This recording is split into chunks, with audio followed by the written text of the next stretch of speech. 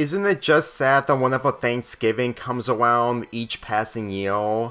there's always a way for me to skip it, considering that I do want to do a Thanksgiving episode when it came to last year when it comes to Over the Garden Wall, but now this year it's the 15th anniversary of the debut of the TV show Big Time Rush. I seriously hope that next year I don't have an excuse of skipping Thanksgiving so I can actually review a Thanksgiving material after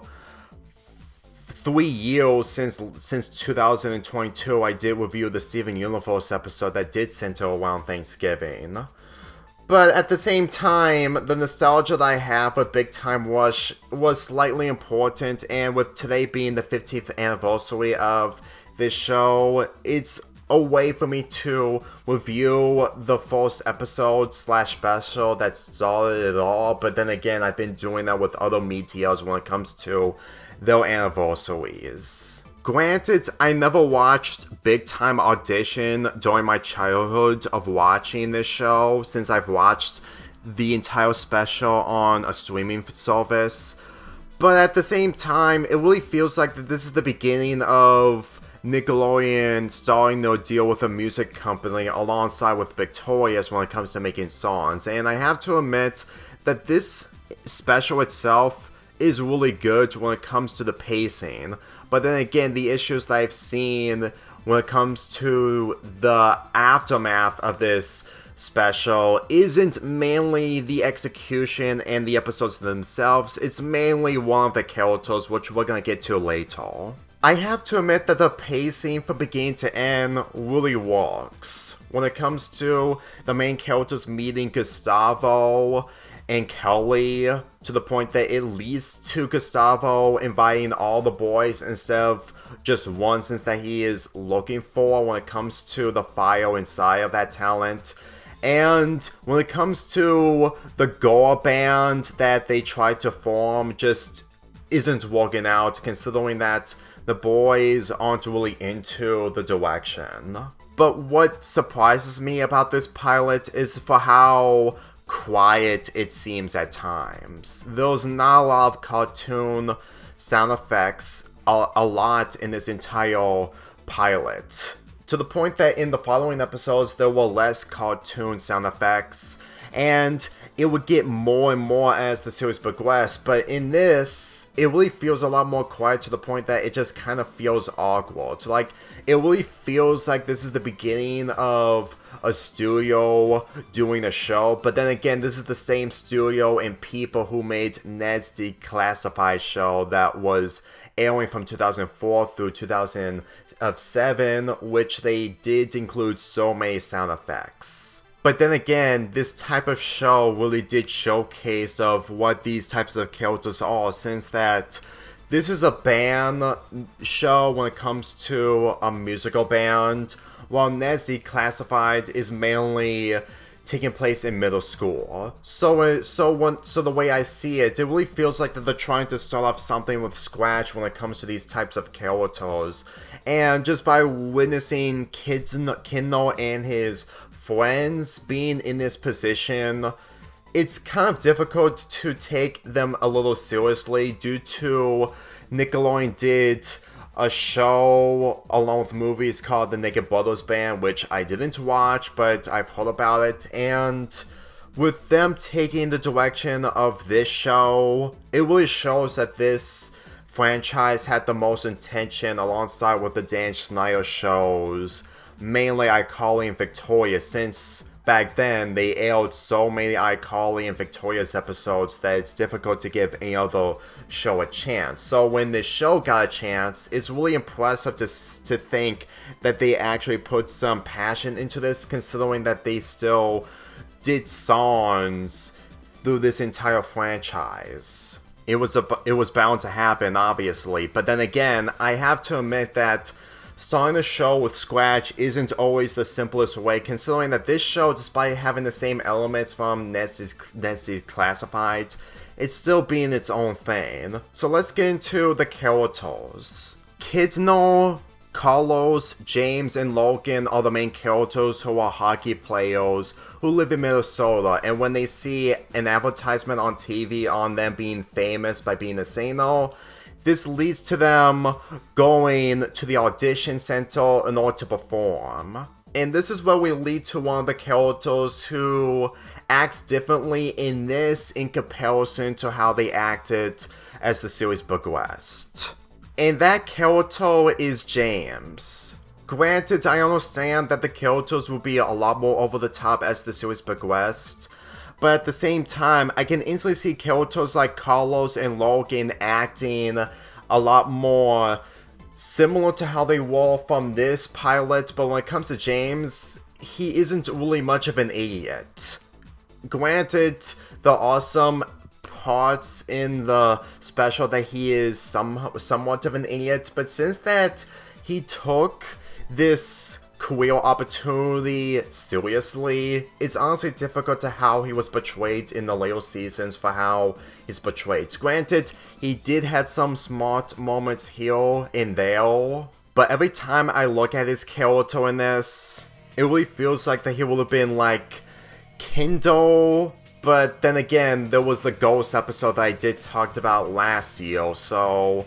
it just kind of feels like that they mostly go back and forth on making the characters goofy, but whenever I look at James in this, it just really feels like that he would have been a different character than how he was developed as the series progressed. Granted, they wanted to do shenanigans in the later seasons, which I did enjoy, but looking back at this pilot, it really sums up that you can see some cracks that are not physical, but at the end of the day, you will always see those cracks in the point of view of the people working on the songs in this show, which did showcase in the Big Time Jobs episode. When it comes to Gustavo, for how he's portrayed in this entire pilot, I always get the impression that his comedic antics as the series progresses is supposed to be the highlight of his character. And just by seeing him trying everything in order to make his dogs, honestly, it kind of shows that his character was a lot more different as the series progressed, judging of how he goes way too hard on pushing the dogs when they have 72 hours in order to make this entire band becoming a thing, which is really impossible to do in the real world. The fact that he wrote so many songs that had the word "go" in them, to the point that it became successes, and the fact that it's not part of this Go Millennium,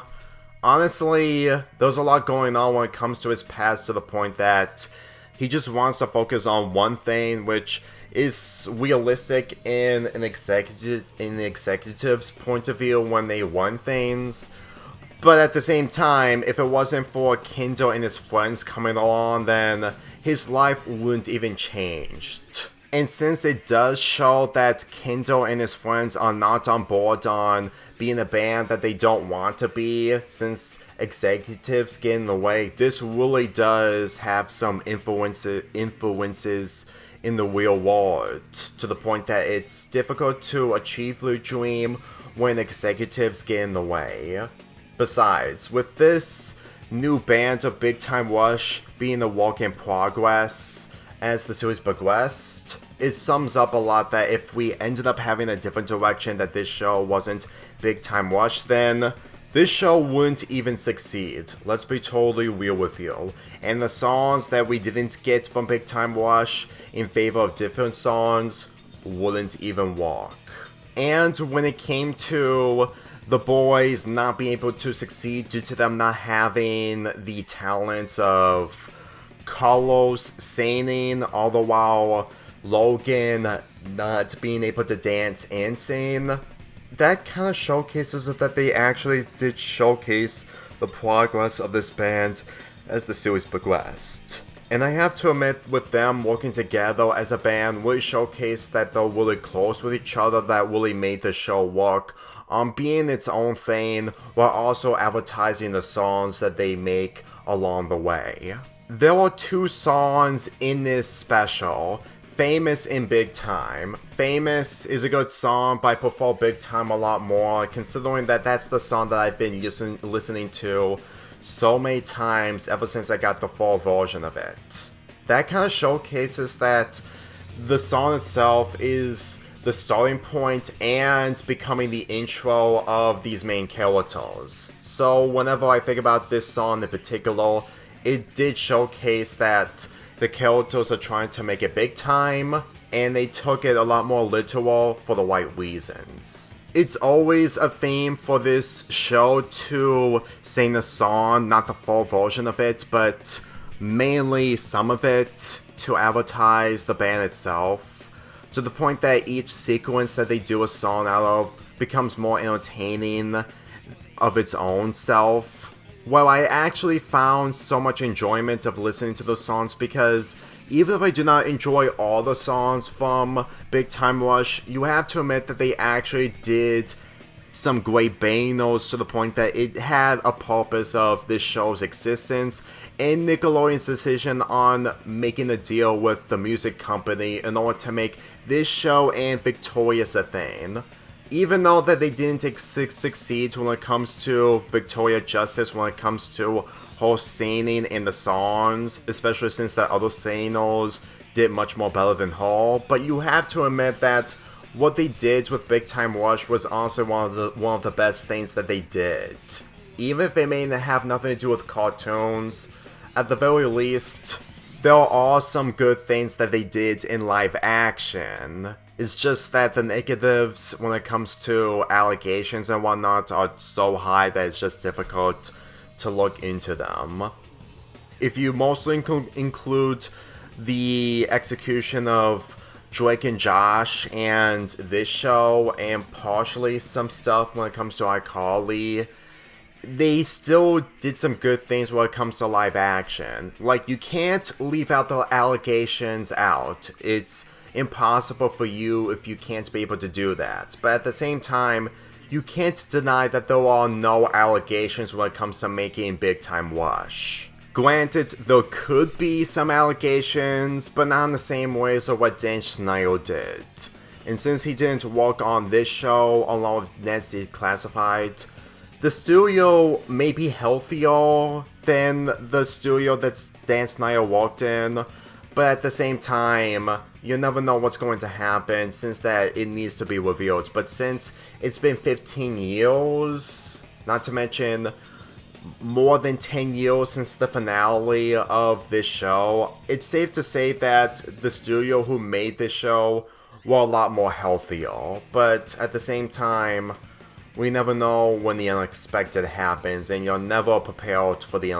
unexpected when it comes to shows like this. So yeah, that's everything I have to say about Big Time Audition, with it being the debut of Big Time Rush and the band itself. Whenever I think about this, it's mainly me thinking of how I should have watched this ahead of time, but then again, my impressions towards shows back then were not really the best. But then again, everyone else's impressions when it comes to giving shows a chance was something that was difficult to take into account back then when it came to childhood. But we were all kids once, and growing older, when you grew more appreciation towards shows like this, you have a different perspective that is honestly for the good. If any of you out there celebrate the 15th anniversary of this show and the band itself, good for you, and I really hope that you look back on this pilot as something that you enjoyed years ago when it came to 2009, mainly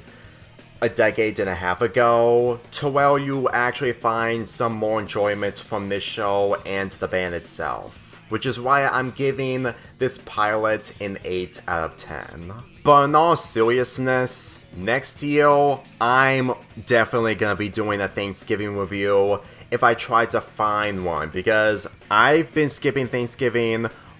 about 2 times, and I really need to give Thanksgiving the respect it deserves next year, since today is just bad timing when it comes to 15th anniversary of Big Time Rush. So hopefully next year, there's a chance that Thanksgiving will get the respect it deserves. I doubt I'm going to be doing a 5 review week like I did back in 2021, but at the same time, I will at least find one episode or anything to do a Thanksgiving review on the day of Thanksgiving next year.